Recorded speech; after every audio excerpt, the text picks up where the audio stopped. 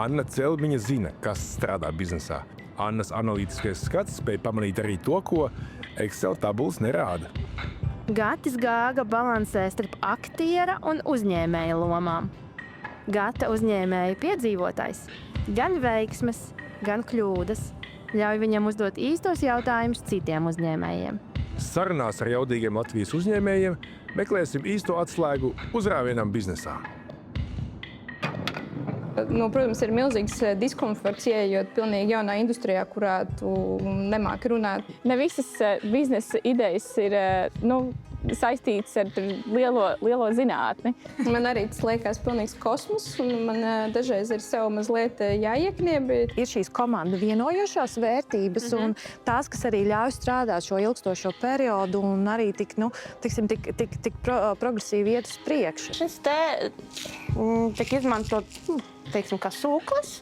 Ieversam ūdeni, viņš paņem fosforu. Jebkurā profesijā jāapgūst kritiskā domāšana.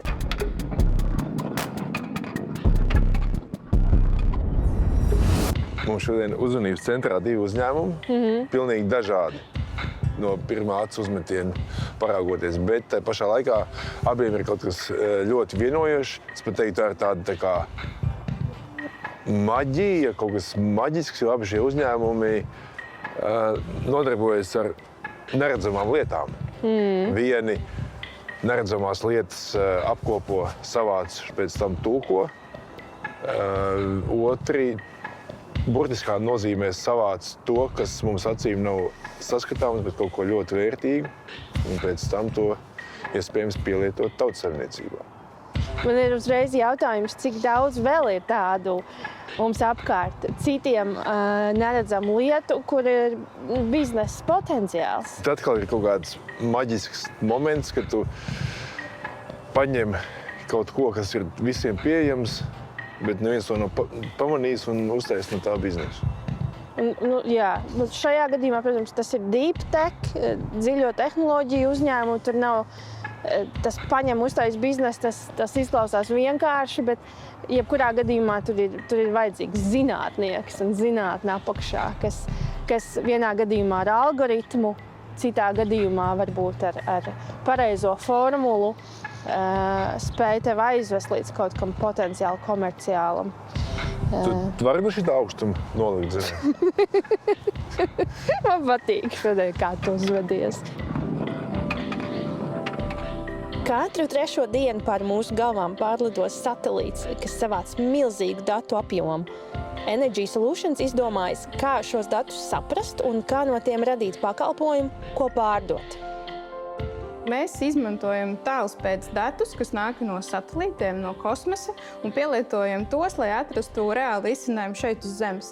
Un tas mūsu lauciņš, kurā mēs darbojamies, ir tieši urbānās vides un konkrēti nekustamo īpašumu novērošana. Un vēl precīzāk tieši riska faktoru noteikšana attālināti, pirms tie ir kļuvuši redzami un reāli problemātiski un dārgi pašam saimniekam vai apsaimniekotājiem.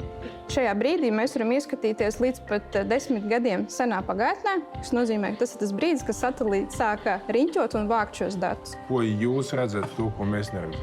Tas, ko redz parastais cilvēks, viņš vienalga atver kādu karti, viņš redz kaut ko līdzīgi, kas ir dabā. Vai viņš neredz to, kā pilsētu vidē sāk veidoties apūstošas teritorijas, kuras vēl nevar redzēt ar aci, bet zemes līmeņa mitruma pakāpe jau paaugstinās. Jo viņš var salīdzināt to, kas ir tagad, pret to, kas ir bijis vērts. Tas ir arī tas būtiskākais, jo tāpēc jau Eiropas kosmosa aģentūra un nodrošina kopā ar partneru valstīm visu šo datu pieejamību, lai no tā varētu analizēt un īstenībā radīt produktus, kas pienes vērtību gan ilgspējai, gan efektīvai pārvaldīšanai, gan ātrai datu iegūšanai, tieši reaģēšanai. Es saprotu, ka šis vēl tiek testēts, bet kas jums ir varbūt vispašam, visnegaidītākā lieta? Mēs strādājām gan ar brīvpieejas, gan komerces satelītiem. Tad tas labums ir tas, ka interesantākais tas, ka tās finanšu izmaksas satelīta attēliem nav kosmiski augstas. Ja, un tad viņas var izmantot un analizēt un nonākt līdz rezultātam. Te rāda 21. gadu un 24. gadu, ka mēs, un tad šajā apakšējā attēlā ir redzams jau, kur ir identificēts jumta izmaiņas, jo ir notikušas pārbūves. Īpašuma dzīves cikls bieži vien ir ilgāks nekā cilvēka dzīves cikls. Un tas, ko mēs piedāvājam, ir vākt šos datus, kas atstāja ietekmi gan uz fizisko īpašumu stāvokli, gan arī kontekstuāli uzreiz arī uz ekonomisko vērtību. Un vākt šos datus ilgtermiņā, tos monitorēt un izdarīt lēmumus, kas jau ir balstīti uz šiem datiem. Nevis gaidīt to ugunsgrēku, kad viss jau ir pilnīgi slikti, un tad, kas tiek atklāts šajās inspekcijās klātienē, un tad risināt jau šo dārgo problēmu. Bet tad, ja es pareizi sapratu, ja es vēlos iegādāties dzīvokli 100-gadīgā mājā vai šādu māju nopirkt, es varu atnākt pie jums un jūs man varat sniegt informāciju, kas ar šo māju ir noticis pēdējo 10 gadu laikā. Jā, principā jā. Sajūta, ka jūs kaut kādā veidā mēģināt šo pasauli padarīt mazliet godīgāku. Jā, tas ir ļoti labs veids, kā to noformulēt, godīgāku un, es teiktu, saprotamāku. Pavisam jaunajiem uzņēmumam apgrozījums vēl ir 0, bet peļņa 31,000 eiro. Man visu laiku neliek mieru tas jautājums par tiem mīnusiem. To lai caur sevi. Manā gadījumā, jā, tie ir mīnusi bieži vien atkarībā no gada, bet kā var dzīvot gadiem ilgi mīnusos, pastāst man lūdzu. Jā, ja tu esi jauns uzņēmums, tā nav būtiskākā metrika, vai tev tajā gada bilancē ir iespēja novērtēt, vai peļņa vai nē. Protams, ka investori ilgtermiņā gribēs atdevi. Bet sākumā tas ir par attīstību. Būtiskākā metrika ir izaugsme. Piemēram, zini tādu Uber uzņēmumu? Zinu. Uber. Tā kā mums Boltijā koplietošanas auto. Kā tev liekas, pēc cik gadu pastāvēšanas viņiem sākās peļņas rādītāji? Man jāmin. Uzmini. 5. Nē, 13. Viņi sākās 2009. gadā. Pa to laiku visu pasauli jau zināja, kas ir Ubers. Viņi super strauji ieņēma tirgu. Un tikai 13 gadus vēlāk viņi uzrādīja peļņu, kas ir absolūti normāli. Tāpēc galvenā metrika ir sākotnēji izaugsme, un tad vēlāk vispār tava kopējā uzņēmuma vērtība. Un tad tas, vai tev ir peļņa, tas jau ir pavisam sekundāri. Es jau teikšu tā. Nauda dzīvē nav galvenais. Galvenais ir kas? Galvenais ir process. Latvijas derīgais izraktenis, videi draudzīgais minerālu materiāls letonīts, izrādījies īsts dārgakmens dziļo tehnoloģiju uzņēmumam.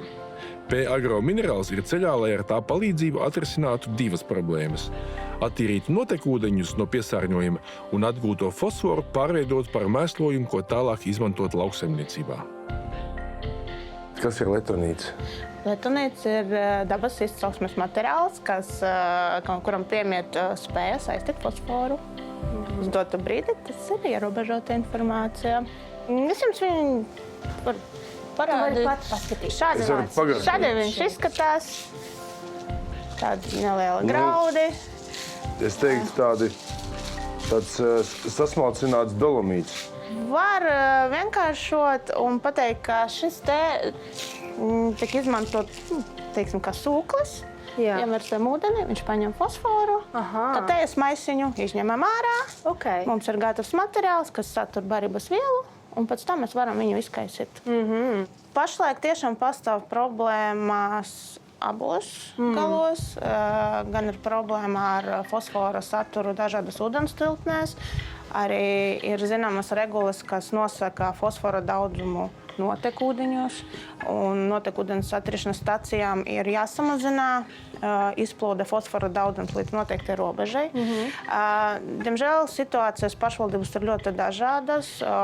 Nav noslēpums, ka vairākums Pilsētas ir novecojušas attīrīšanas iekartas, kas vienkārši vēl ir no padomju laikas, un viņi netiek galā ar to fosforu. Un tā ir reāla problēma, un industrijā pēc iespējas meklē risinājumus.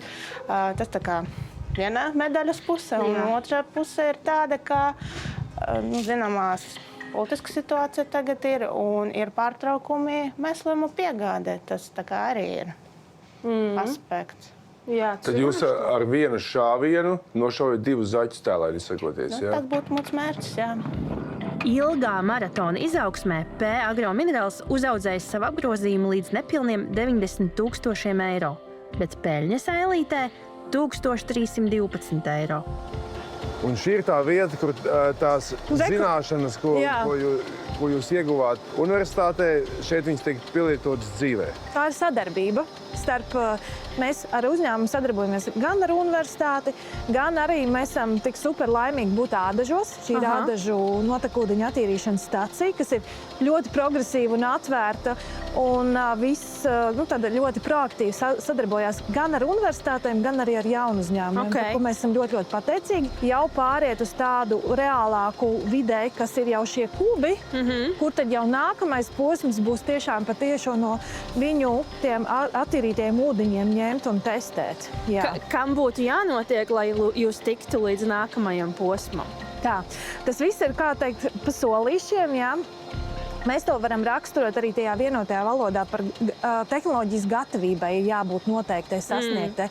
Un tad ir tehnoloģijas gatavībai ir līmeņi. Tie līmeņi no 1 līdz 9. 1., 2. un 3. līmenis parasti notiek tādos mazos mērogos, universitātes pētniecības centros, laboratorijās. 4. līmenis jau ir tāds, kad mēs jau sākam simulēt, mēs atvedam kaut ko reālu uz tādu mazāku mērogu un simulējam atkal tas tādās netīrajās laboratorijās. Tā kā 4-5 līmenis aptuveni netīrajās laboratorijās un jau būvējam arī lielāk šīs iekārtas, kur jau tā reālā vide. Un tad tehnoloģija gatavības līmenis, kas jau ir 6-7, tas ir tāds jau, ka mēs slēdzamies klāt jau eksistējošiem industriālajiem procesiem, liekam savu iekšā, testējam vēl elementus, un tad jau tādā 7. līmenī, ka mēs jau esam tādā mazā mērogā, jau ar mazu apjomu jau darbojamies. Ja? Un tad kas notiek tālāk? Tātad mums ir jāmērogo gan šī iekārta, apjoms, lai var attīrīt vairāk ūdeņu. Jo šobrīd, teiksim, kups, salīdzinot pret notekūdeņu attīrīšanas staciju, cik viņa bija, Annī? Šī attīra vairāk kā 2000 kubu dienā. 2000 kubu dienā. 2000 tādas. Jā, 2000 šādas. Ja? Līdz ar to mums tas viss mērogs, apjoms, un katrā solī var būt, ka tā tehnoloģija nedaudz mainās. Teiksim, viens ir tas, ka mums ir šie letonītes nemainīsies, bet tas, kādā veidā plūdīs ūdens, cik ātri, kāds būs kontaktlaiks, tas var mainīties. Jo ar katru solīti tur jau, teiksim, no maza izmēra uz lielu, piemēram, gravitācija atšķirās, un savādāk strādā. Ir hidroloģiskie spiedieni ietekmes un kādā veidā tas plūst viss. Tā kā tur ir ļoti, ļoti daudz sarežģītu lietu, kur tad mēs ejam, tāpēc pa to solīti mācamies, mēs saprotam, tad mēs uz tā modelējam nākamos līmeni un tā mēs ejam uz priekšu. Man laikam būtu grūti izkļaut veiksmi no šī stāsta, jo tad, kad es par to domāju, neskatoties uz visiem tiem izaicinājumiem un tehnisko komplicētību visam šim procesam, ejot cauri gan projekta pieteikumiem, gan arī tai visai reālajai izstrādei, visur tiešām notiek ir tāds kā sniega bumbas efekts novērojams, ka tu tā kā mazliet pakustini, tu ieliec to savu piepūli un tā sniega bumba sāk velties uz priekšu. Vai ir arī klienti, fiziskas personas, kas tieši kā bija jūsu gadījumā, meklē īpašumus ārzemēs mājas un viņiem vajag šos vērtējums? Pagaidām nē, jo tieši no šī biznesa case aspekta mēs esam izvērtējuši, ka mums labāk ir sākt ar šo biznesam virzienu, jo, kā jau es minēju, mums interesē šobrīd apsaimniekotāji vai investori vai īpašnieki, kuriem ir lielāki ēku portfeļi un kur mēs varam pielietot šo datu kopu pilnvērtīgi. Bet ilgtermiņā mēs viennozīmīgi redzam, ka šis varētu būt kā pakalpojums arī, kas ir, piemēram, pievienots sludinājuma portālā klāt nekustamajam īpašumam, kur tu vari saņemt pilnvērtīgu informāciju un pilnvērtīgu pārskatu jau kā gala klients. Un tas nemaksā kosmosu, kā mums Māris teica? Nē, pilnīgi noteikti nē. Zinot latviešu tieksmi uz zemi un zemes darbiem, ka to varētu uztaisīt tādu mazu filtriņu, ko katrs pats varētu mājās filtrēt un iegūt mēslojumu savam mazgāziņam. Tas ir tas, uz ko mēs nemērķējam. Mēs gribam lielo industriju, mēs gribam ražotājus. Strādājot ar tādām iekārtām kā šī un lielākām, no tām jau tas piesārņojums nāk no ūdeņu stacijām. Tie ir tie punkti, par kuriem Eiropa runā, kad aizvien labāk jāir tīra. Es stāstīju par to regulējumu. Regulējums pasaka, jums bija līdz šim līmenim jātīra. Tagad būs līdz šim līmenim. Tā kā mūsu vēlme ir ar šo tehnoloģiju iedot vislielāko ietekmi, ielikt tajā vietā, kur pēc tam ir tā lielākā ietekme. Šeit mēs redzējām, ka var ļoti mazi kompakti uzņēmumi, ļoti kompakti cilvēku komanda strādāt uz lieliem uzņēmumiem. Šis pat laikam nav tik daudz par biznesa teoriju, kā par tipisku psiholoģisku bloku, ka līdzīgam ir jāpārdod līdzīgam. Ja mēs esam 4, tad mēs esam kaut kas salīdzinoši maziņš, un mums vajag maziņu pretī, tikai tāpēc, ka tas ir tas, ko tu vari iztēloties. Un man liekas, ka tas padara uzņēmēju viegli traku, labā nozīmē, ka viņš savā vīzijā uzbur, ka viņš šo pārdos kaut kam, teiksim, 50 vai 80 reizes lielākam par sevi. Un tas mazs cienīts gāž lielu vezumu, tas nav neprāts, bet viņi ir tik precīzi nodefinējuši lielu uzņēmumu vajadzību, ko viņi spēja atrisināt, ka tad izmēram nav nozīmes. Vienkārši to grūti pārkāpt, ka kā es tagad braukšu uz kaut ko. Ja vienīgais, kas notiek, ir, ka līdz ko maza komanda dabū to vienu pirmo lielo vali, tad viņi īstenībā sāk pierast un tīri labi jūtās ar to. Un ir, man liekas, jāpārkāpj un jātiek līdz tam pirmajam lielajam. Bet es vienmēr atkārtoju, ka tu pārdod tieši tādam pašam cilvēkam, kā ja tas būtu privāta persona. Tad pārdod mājsaimniecībai vai citam uzņēmumam, tur tāpat ir cilvēks pretī.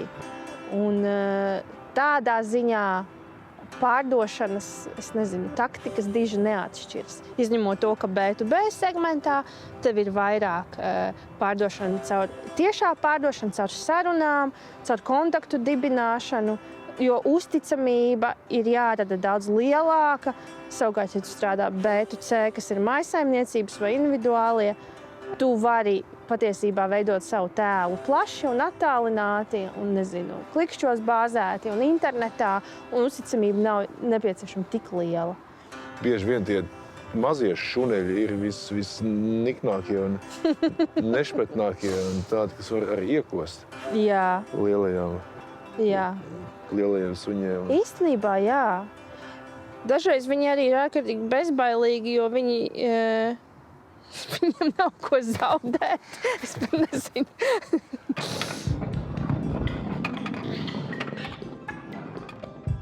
Te mēs varam noiet lejā, paskatīties, kur tad iznāk tas ādažu ūdens, attīrītais ūdens. Jā. Tā viņš arī lēnā garā ietek Gaujā, un Gauja, protams, ka ietek Baltijas jūrā. Vai jums pašām nekad nav bijis kārdinājums iet kaut kur, kur atdeve ir ātrāk? Man noteikti ir bijis. Teiksim, nauda mani nemotivē. Ātrāk atdeva man pilnīgi noteikti nemotivē. Mani motivē tur, kur tiešām ir ļoti liela nozīme.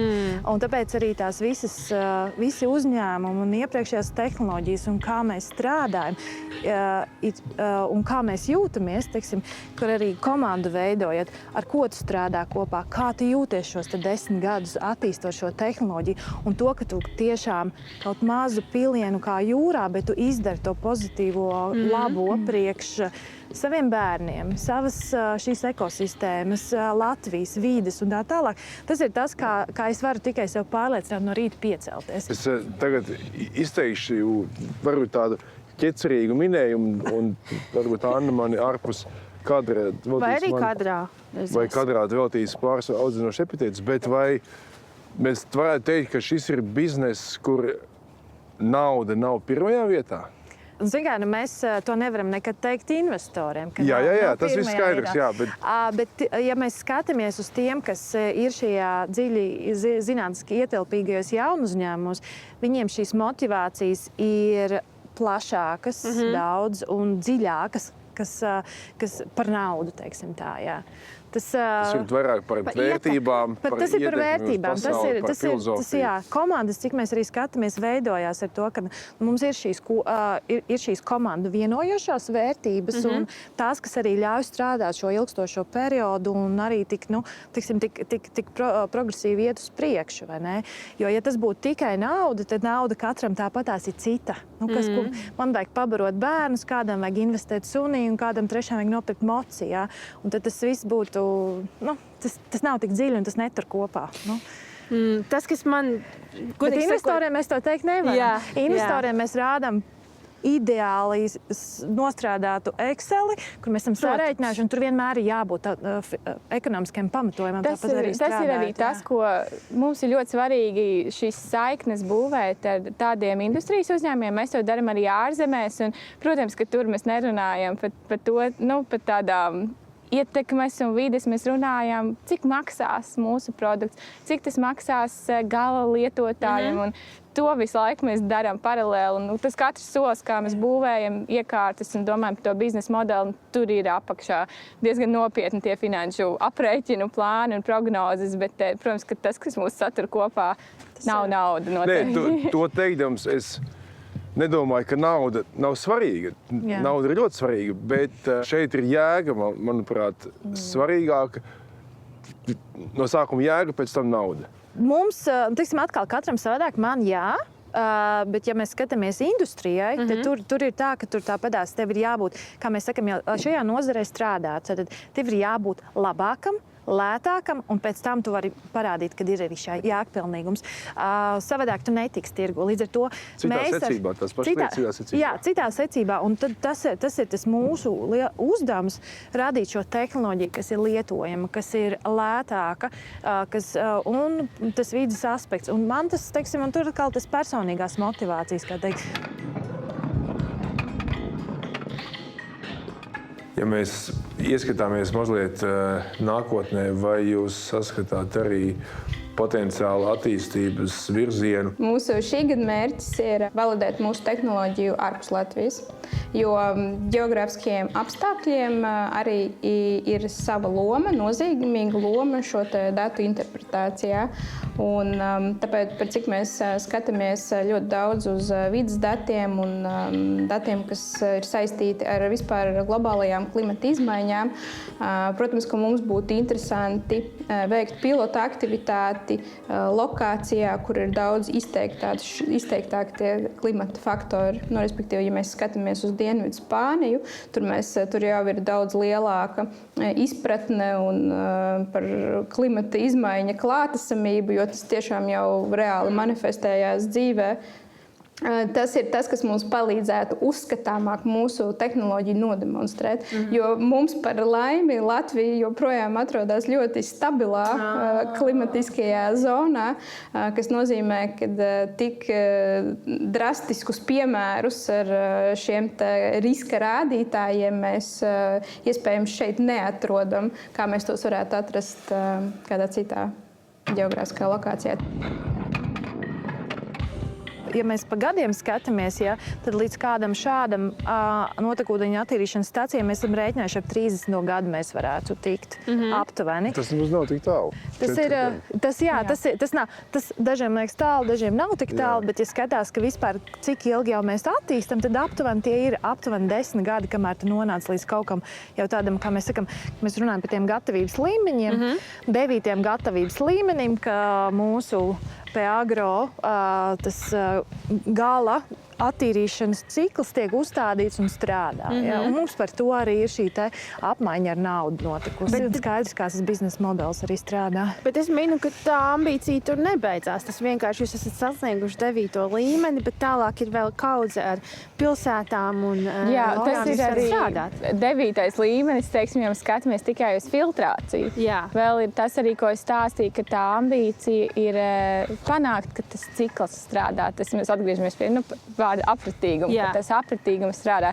Tā kā tiklīdz būs pirmā iekārta filtrā, nebūs tā, ka darbi viņš beidzies, bet kā viņu ielikt atpakaļ zemē. Tu neesi RCU zinātniece, tu neesi kosmosa pētniece vai iepriekš braukusi satelītā ap Zemi. Un tomēr tu esi šajā jomā, vai tev tas kaut kas pilnīgs kosmos, ar ko tu nodarbojies? Kā tu te nonāci? Man arī tas liekas pilnīgs kosmos, un man dažreiz ir sev mazliet jāiekniebj. Protams, ir milzīgs diskomforts, ieejot pilnīgi jaunā industrijā, kurā tu nemāki runāt pirmajā brīdī vispār tās nozares valodā. Humanitāram prātam, ir ļoti izaicinoši. Bet tajā pašā laikā tu vari novērot, kas ir tie, kas tur pietrūkst. Tur pietrūkst, manuprāt, tieši tas, ko mēs mēģinam arī caur savu produktu ieviest, ir tas vienkāršums, to padarīt vienkāršāku un saprotamu parastajam cilvēkam. Kurš gan cits to var labāk izdarīt, kā parastais cilvēks. Vai ne? Jā, tā es to sev esmu pārdevusi. Vai jūs prāt, tas jautājums, kas tu esi pēc profesijas, vēl ir vietā? Es esmu labākais piemērs. Es bakalaurā mācījos starptautiskās attiecības. Un es domāju, ka tam, kā sautēsim, nav nozīmes, kamēr tev deg acis par kādu ideju. Jo arī mūsu gadījumā mēs varam visiem cilvēkiem atrast vietu, arī tiem, kas nenāk no tām tehnoloģijām. Un ne visas biznesa idejas ir, saistīts ar lielo zinātni. Nav vairs bērniņi mācieties fiziku. Mācieties jebko, lai jums tikai deg acis. Tā sanāk. Kritiskā domāšana ir jāmācās. Jā, jo mākslīgais intelekts mums paņem tādus asistentu darbus un viss, bet bez kritiskās domāšanas būs neiespējami. Ko teorētiski var apgūt gan humanitārā, gan eksaktā virzienā. Tad ir kārtībā. To ir jebkurā profesijā jāapgūst kritiskā domāšana. Šo lieku aiz auss. Nākamajā sērijā. Un tad tu esi tādā nišā, un tad tādā nišā visā pasaulē tev ir gana. 1 gads mums no visa tā biznesa sākuma bija tikai mēģinot atrast labāko produktu, labāko recepti. Man tas ir reāls man dzīves stils, un es ļoti par šo baudu un kaifoju.